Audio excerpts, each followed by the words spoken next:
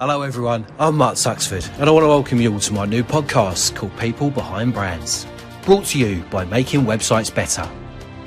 Throughout the series, I'll be opening up my little black book of contacts where I'll be joined by an inspirational guest from the world of business, getting to the bottom of what made them so successful. In each episode, I'll be touching upon the highs and the lows that every professional has faced along the way. To never miss an episode, subscribe to our exclusive content now and follow us on our social media platforms. People Behind Brands. Life lessons from the world of business. Okay, so when you think about inspirational people that have a unique and powerful story to tell, our next guest is the epitome of just that. Now, this is a man who was offered an investment opportunity when appearing on Dragon's Den, no least, only to turn down the offer and carve out a unique business empire, changing the way we see men wearing makeup.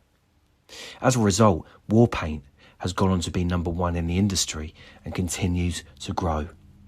So I'm delighted to be joined by Mr. Danny Gray as we discuss how body dysmorphia ruled his life and how it became his founding story behind his successful brand.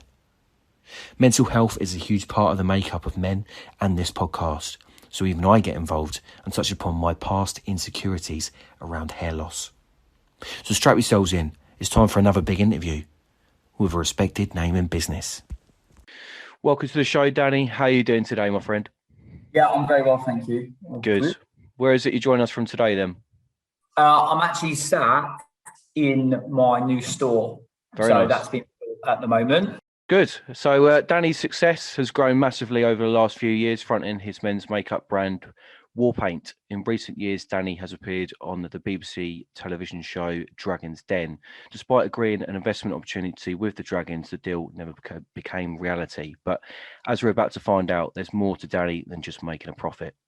The brand is an international industry leader, not only because of the fantastic life-changing products on offer, but the personal story behind the brand that I'm sure Danny will touch upon during our chat. Danny regularly raises awareness for body dysmorphia, something that he himself was diagnosed with in his formative years, hence his work setting up a new foundation called JACK, which stands for Just Ask a Question, which gives people the opportunity to seek help, advice and support on a wide range of different health subject matters. So Danny, take us back to the beginning and where you were on your journey before starting out as a business owner. So my journey with Warpaint all started through my own insecurities and getting bullied in my junior school. Is this going out on video as well? No, it's just audio. Just audio, so no one can see, but my ears were right angles to my head. I got picked on because of that with some bullies. And then ever since that day, I started obsessing about the way I looked, so much so I had operations on my ears to fill them back. I had a hair transplant, didn't really need it. But going to my 14, 15 years old, start getting spots, not necessarily acne, but for me, that was a really big issue. I turned to my sister, who gave me a bit of concealer, and the impact for me and the power of what product could do, I couldn't believe it. So I've been wearing makeup for the last 20 years. And look, as someone who's straight, that was seen as a bit of a taboo. But I knew the confidence it gave me. I knew there'd be a lot of guys out there who probably wouldn't feel comfortable enough to buy a product or try it to see the benefits that I got from it. So back in September, October, November 2017, I set out to create my own brand. It took about a year's worth of development and then launched in November 2018. It's been an absolute roller coaster since then. Yeah, so Warpaint is obviously a massive company now, a massive brand. As you said, that you've just opened up your new store and all that sort of stuff as well. So, with even more potential as men's makeup becomes even more popular and accepted, how difficult has it been to build a business in this kind of industry when, many men would find it, as you say, a taboo subject? Well, yeah, look, when I launched back in November 2018, no one was writing about men's makeup. It really was still underground. And look, it's not like I've come in and created men wearing makeup. Men have been wearing makeup for years, but probably in secret, a lot of them, and a bit ashamed of it. So back in when we launched, there wasn't any press articles or very, very rarely about it. And then since then, there's been over 600 that we've been in, press articles, TV shows, TV news. And that's because now people are starting to talk about it a lot more. And like there was an article yesterday in the Telegraph saying, it's no big deal if men want to wear makeup, where 2 years ago, that 100% wouldn't have been written. And I think we had quite a lot to do with that, because, you know, back in the early days especially, we got a lot of negative press, but a lot of it, right? So we went viral on Twitter. We were in Good Morning America, on all different news outlets, but it was very negative around what we were trying to do. But that started the conversation about men's makeup and got people writing and talking about it, which we wanted to do. So, and then off the back of that, I went on Dragon's Den, and not off the back of that, but then I went on Dragon's Den, got my story across, and people related to it. So yeah, it's been evolving, and it's even surprised me how quickly. I knew it would grow quickly, but in the last 2 years, it's gone from no one writing about it to a lot of people talking about it and interested in it. Yeah, so I mean, over that time, you've had so many sort of ambassadors and celebrities become a part of the war paint sort of journey. So what's it been like to mix with the likes of famous actors, sports people, and even royalty? Interesting. Like, in a way, do you know what it is? Just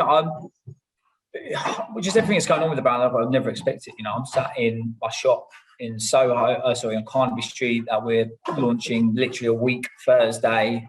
Someone told me 2 years ago we'll be doing that. I literally wouldn't believe it. And we're meeting the people that I've met, and like we're sponsoring Norwich City. We're going to sponsor them for the Premiership. You know, Wigan Warriors. Meeting people like Stephen Fry, footballers, and all sorts who really back what we're doing. It's just, you know, it's surreal, really. But I think it just shows the momentum that not just us as a brand, but the sector's getting, which is that's all I want, because I just want guys to.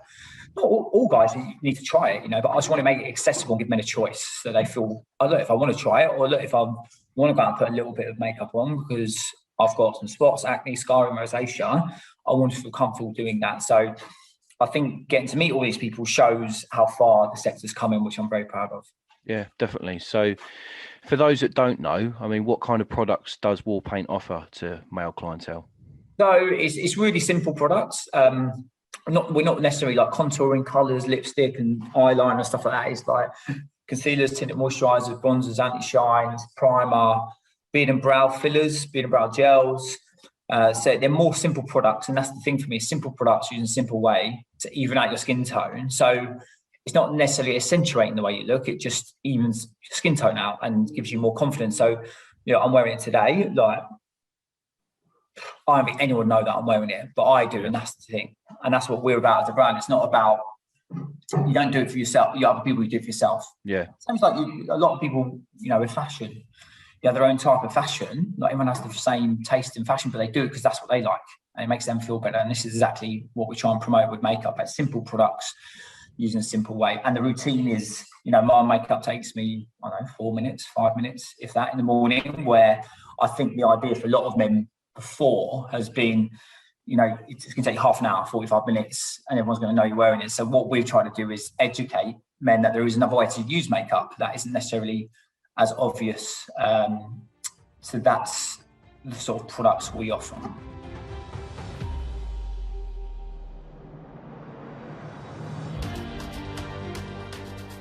What would you say makes those sort of products or wall paint in general different to, say, a makeup brand associated with women for women?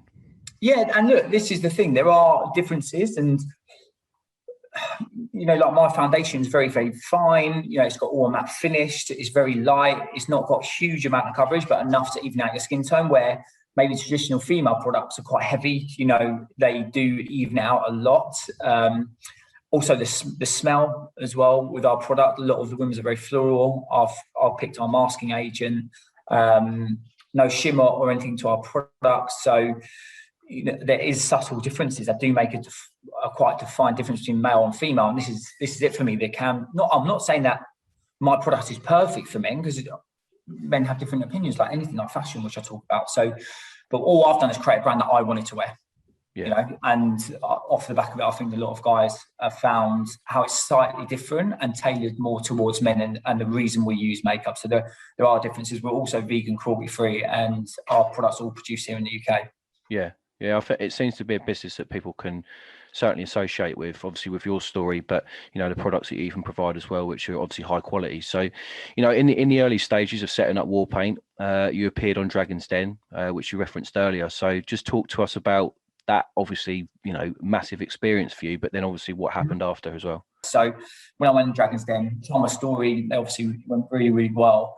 And then off the back of that, it changed the business slightly because it went viral when it came out. And that doesn't always happen with Dragon's Den, right? Because it's on a lot and there's a lot of entrepreneurs. But, we were in press articles, Daily Mail were like best in 14 years and stuff like that, which is quite rare to get traction. And, we trended on Twitter and stuff, and everyone was really, really positive about my story, about what we're trying to do as a brand. So it really helped us transition from, that negative press to everyone being very positive what we're doing. And ever since then, like 95, I'd even say like 98% of our press that we receive is very positive.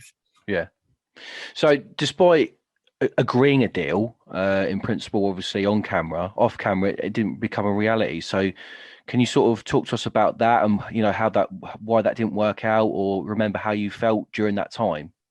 Yeah, do you know what it is? If you go in as a business owner and you're looking for investment and you only have one avenue, right, then you're not probably in the best position. You need to have different options of investment. And that just at the time I thought, we did the deal on the Den, but it's a handshake. You have to go back and then you can reevaluate and you meet face to face and you have a more in-depth, detailed conversation.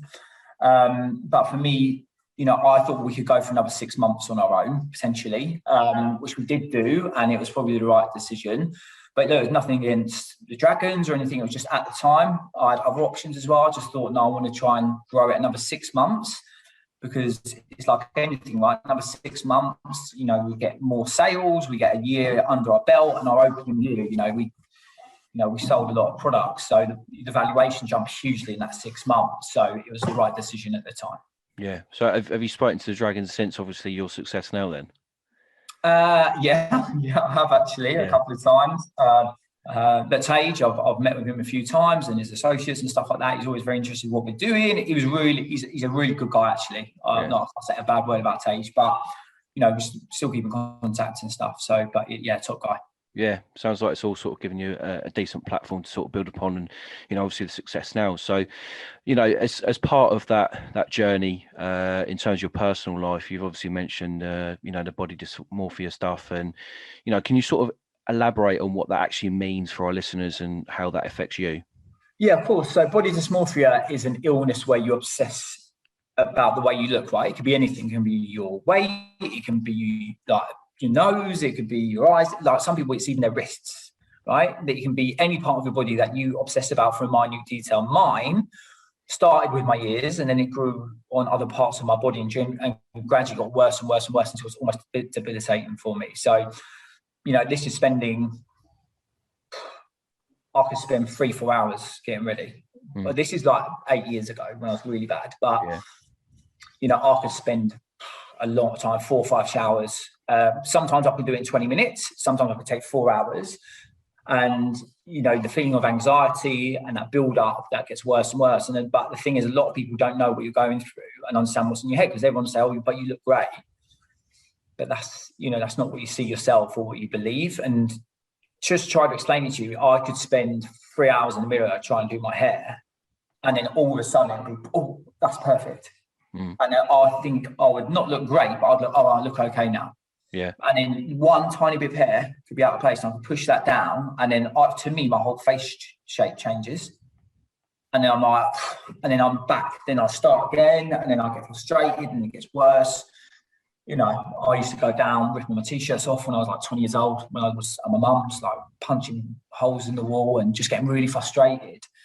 But my mum didn't understand it. She did, she was amazing, but she didn't understand what I was going through. It's very hard for her to help me, because when you're in that moment, it's really difficult. So I still have it today, and I don't personally think I'll ever get rid of body dysmorphia, but it's improved hugely. But I still have to have certain things that I do to make me feel comfortable, right? So I have a haircut once a week.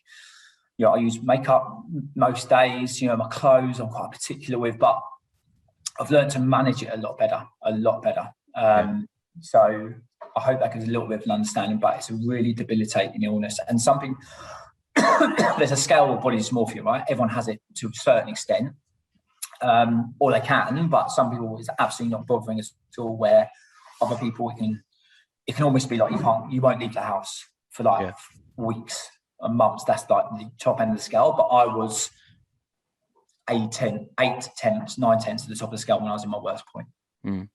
So do you remember like the kind of turning point, you know, even at the very start, or, you know, as you're sort of overcoming it a tiny bit now, do you remember those turning points in your life? I can remember the day. So I thought I was losing my hair for about 2 years. I wasn't. I'm very fortunate. I've got very thick hair, and, you know, my genetics are all very good in terms of that. But this is what body dysmorphia does to you. I thought I was losing right in the corner of my hair. And for 2 years, it ruled my life, every minute of every day. To the point, you know, I was going out, drink, drugs, basically getting hammered. And then one day I came in, and it was my mother-in-law of all people. Came in, I don't know, it's like 3, 4 in the morning, and I got her out of bed, and it was like, I literally can't cope anymore. I can't deal with it anymore. And no one knew this. They knew I had something, and they knew I had body dysmorphia, but they didn't realize how bad. And that was it. I just broke down. It was like, you don't know what's going on inside my head and how bad it is. And it was a relief to speak to people, because the next day, you know, you sit down, you talk about it, and you start to think about ways how you can manage it. So I went and got some help, and, you know, did a few things that helped me manage. But literally, it was that day that I was like, right, I need to make a change, because I was getting bad. I was a crisis, right? So, but I'd had it since I was 12, and then I reached out when I was about 28, so 16 years. And then by the end of it, once I was every minute of every day, it was like all consuming for me. I would drive home from work, which back then was about an hour drive. I didn't even know I'd driven home, because I'm looking in the rearview mirror the whole time. Yeah. Fucking like dangerous for one. And it got so bad that I used to punch the rearview mirrors off any car. I used to get different cars, because Dad was in the car trade. Yeah. I used to punch the rearview mirror off as soon as I got in it, because that was like, you know, one way of me stop looking. Yeah. No, I completely understand what you're saying. Like, I don't have any hair myself, and, you know, probably about 3 or 4 years ago, I shaved all mine off, because it was getting to a point where I was losing it at the sides, and then, you know, at the back as well. And that sort of overruled my life a little bit to a certain extent. And there were certain things I had to use to sort of cover it up and all that kind of thing. And, you know, I was always sort of quite scared that people might find out about, you know, I'd be covering up something, or, you know, just that it's actually happening. And I couldn't afford to have a hair transplant. I couldn't afford to, you know, have like costly surgery. I couldn't afford to go to Turkey and do all that sort of stuff. So I just thought to myself, now's the time to do it. And, like, yeah, of course, people will take the piss and all that sort of stuff, but sometimes you just have to be sort of brave. And I felt like I had to do that. And we all deal with it differently, I think. And look, well done, mate, for doing it, because this is the other thing as well. I think it's the culture of men shouldn't care. Yeah, exactly. I'm not saying that losing your hair is hard, right? It's really hard, because it's it's very difficult to reverse it, and that's why I say, look, I'm very fortunate. But I went through that stage, so I understand what it feels like, and, you know, all I want to do is with this brand is create options. It's not just about makeup. Wallpaint, I want to stand for, like, guys, if you want to do something that makes you feel better, and people saying you shouldn't do it, then if it's not hurting anyone, or you want to do it, then go and do it. Yeah, exactly. Do you know what I mean? Like, don't feel like you can't do stuff just because someone says you can't. And whatever it is to go down the gym every day, you do it. Wear a dress. Like, just do whatever you want to do. Yeah. And hopefully guys can feel more confident to then try stuff or do stuff that might make them feel better. You know, or like with hair loss, right? Imagine if you are losing hair, you can't get through it, and you're not going to be able to recover it, then should you be able to go and speak to someone about it? You know, I read something the other day that, you know, they're looking to do counselling. There should be counselling for guys who are losing their hair, right? Because 50% of men will lose their hair to some extent between the ages of 40 and 50, and then 90% up to the age of, I think it was like 70 to 80. 90% about it affects men. So rather than hiding away from it, then why can't we just, you know, that's what I want to do with makeup. You know, if someone's got scars, acne, spots, blemishes, and they just want to use a bit of products, it will just help me a little bit. Yeah. What I'm saying, I don't want to just mask things and cover things up with makeup. I also want to help in terms of the mindset. So that's why I'm creating another brand called Jack, which I think is going to be absolutely massive.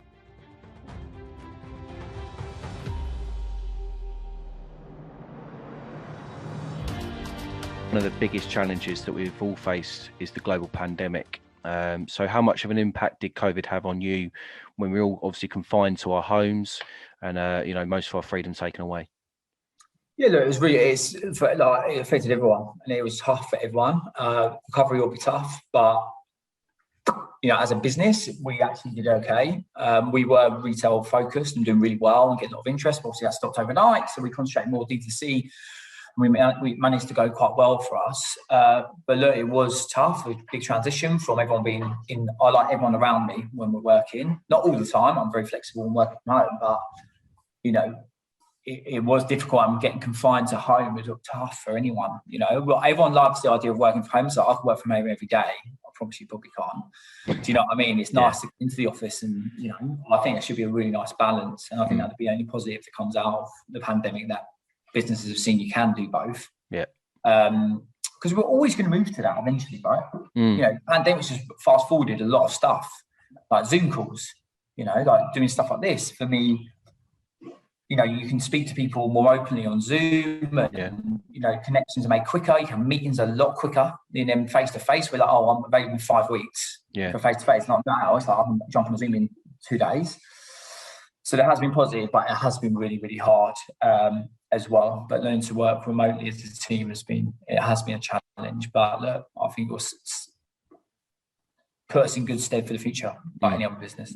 Yeah, definitely. As a result of the hardships over the last 18 months, one thing that we can all appreciate is the people that we have in our lives today, who are important people. Who are the important people in your life that have an effect on you, and why? So I think it's the same. Well, not the same, but classic answer. It's my fiance and my 2 kids, Kirsty, Roman and Rudy, my 2 little boys. And, that's why you do everything, isn't it? For your family a lot of the time. And they've been incredible for me. And then all my closest family as well, right? And with the pandemic and everything, it makes you, I don't know, does it make you step back and realise why you do everything, and are you running at a million miles an hour when you could be spending more time? I'm very, especially at the beginning of my brand, when I started, it was very difficult to have time off because I had a full-time job and I was doing this on the side. But, now I'm very much, I get in early, I work hard all day, but then, I really do switch off when I get home, and I'm always home between 5 and 6 every day. Because I want to see my kids for those few hours before they go to bed. I want to bath them. I want to sit with them on the sofa. And for me, if there's any dramas going on, someone will call me. So, I really did make sure I started doing that. And the other thing with the pandemic was I had more time with my kids because I was at home a lot more. And my youngest is only just turning 2.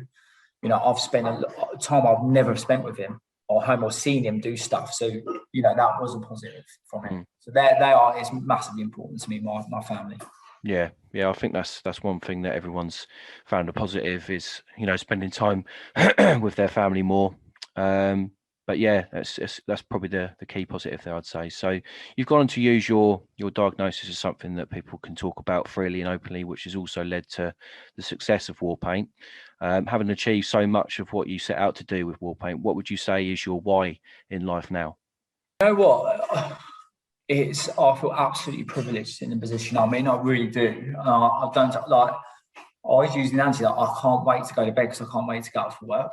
Yeah. And that, I don't know what the stats are, but it's probably very, very rare. Is it 1% of people, 2%? It might be more than that, but I feel very privileged that I'm in that position. And the brand's done well. I went through a lot bigger, but I'll be honest, if I can stay doing this for the rest of my life, when I say rest of my life, like enjoying what I'm doing like this, I'll be and it doesn't get any bigger or plateaus out, but I'm doing what I'm doing. That for me is incredible. So the why I'm doing it is because I enjoy it.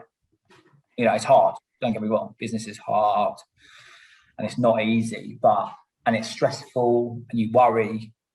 But the feeling you get, I can remember the day I was like, right, I'm going to do a brand. I was on the golf course with my best mate, Obi, and I kept talking about doing a men's makeup brand. And he was just like, we stopped talking about it and do it. And I literally, this is no exaggeration, it was like something flicked in my head. And I was like, right, so I couldn't wait to go off a golf course, sat in my car for 4 hours in the car park and call people up to start a brand. Like, what I do, I didn't know how to do a website. I didn't know anything. But after that day, I made the decision, the feeling I got. I don't know if that's because I hate the word entrepreneur, but that's what I wanted to do. Yeah. Every day from then, I felt I was doing something and it felt amazing. Yeah. You know, and it's just, that's the feeling I've had every day ever since, you know. Like we've got 16 staff now, and it's still, it's weird to walk in. I'm like, gee, like, you know, we've created this and it's amazing, you know. So it's just, that's the why. It's just because I want to keep doing what I'm doing. You know, I don't want to go back to, well, I didn't have a bad life, I have a career, but this feeling, that's why I do it. Yeah. Not about, I swear to you now, mate, it's not about money. Money is a byproduct of success and gives you options, right? Yeah. But this feeling of just doing what I'm doing, like, it doesn't matter if this business gets absolutely huge and make loads and loads of money. It's just if I keep doing this, that's the why for me. Yeah. Yeah. That's about family proud, mate. That's the other one. Yeah, well, it sounds like you're changing so many people's lives through your products, but also you're creating a life, you know, for you and your family, and that's, as you say, that's the reason why we do things. So let's talk about a new venture in your life, something that Making Websites Better are helping you to achieve. So, talk to us about what Jack stands for and the meaning behind it all. Okay, so just quickly, the reason I started Jack stands for Just Ask a Question, JAAQ, and it's a mental health platform website that people can go to be able to go on and speak to world-leading doctors in an organic way and get the right information about mental health topics. So the reason I created this was because after Warpaint, I was getting so many people reach out to me, sufferers, mums, partners, like people wanting to find out information about mental health. First of all, say, like, I think it's great what you're doing. All I was doing was talking about mental health, so I didn't think it was that great. But they just wanted to ask me questions. So I'd have Zooms with people and people suffering body dysmorphia, and they just asking questions about what it is, like how does it affect you, how do you manage it. So I wanted to create a platform that replicates me and world-leading doctors to answer these questions. So I started it 20 weeks ago, and it's just the interest and speed that we've got on it is scary a little bit, because I can see how powerful it is. And like Making Websites Better have been incredible for us. So I built a website which wasn't going to be fit for purpose, and you guys are helping us on that, and you've been amazing. But yeah, Jack will look to launch it in September, and it will get a lot of traction because of what, like, everyone I show it to are like, their jaws on the floor. It's about the way, you know, imagine being able to go on a website and ask a world-leading doctor for an illness, depression, body dysmorphia, psychosis, ask them pretty much any question in a really organic way and get the right information from that leading doctor. It's just not available. So yeah, it's exciting times. Yeah, it certainly sounds exciting. It's going to give so many people an avenue to sort of explore and obviously get answers to their questions, which is really good. So when you allow some time for yourself away from, you know, building the brands, what are the passions or interests in your life that help you to unwind or even focus more? Passions, I like playing golf. I like sport. I love gardening, believe it or not. So I started gardening 5 years ago, and I became, like, it's weird, anything I get into I get obsessed about it. So my garden, I spend a lot of time in there, and that's for me to unwind. I could spend 8 hours weeding, and I just don't think about anything, which is incredible.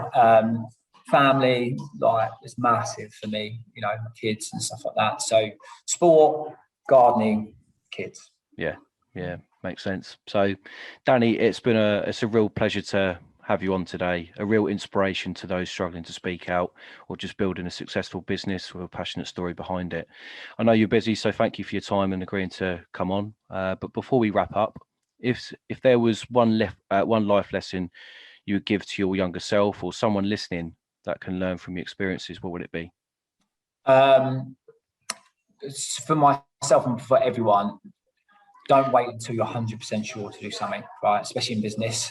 Because you won't be 100%. And I used to wait all the time to be 100%. Just if you're 70% or your gut's telling you it's right, then it generally will be right. So never wait till you're 100% sure. If I start a business, 60, 70% for me is enough to give it a go. So that'll be my life lesson.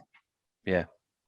Great. No, thanks very much, Danny. So to find out more about war paint, please visit the website www.warpaintformen.com, where you can access tutorials and try out their range of leading men's makeup products. Also, keep an eye out for Jack, that's going to be released in September. Well, thanks to Danny and you guys listening wherever you get your podcasts. Join us next time for a brand new guest with more life lessons from the world of business. Ladies and gentlemen, I'll give you Mr. Danny Gray. Thank you very much. Cheers, Mark. Appreciate it, mate. So that's it for this episode of People Behind Brands. I'd love to hear from you all, so if you want to get in touch, follow us on our social media platforms. If you like what you heard, please rate and subscribe to our exclusive content now. Join us next time for a brand new guest on the podcast as we explore yet more life lessons from the world of business. We'll see you soon. Ta-da!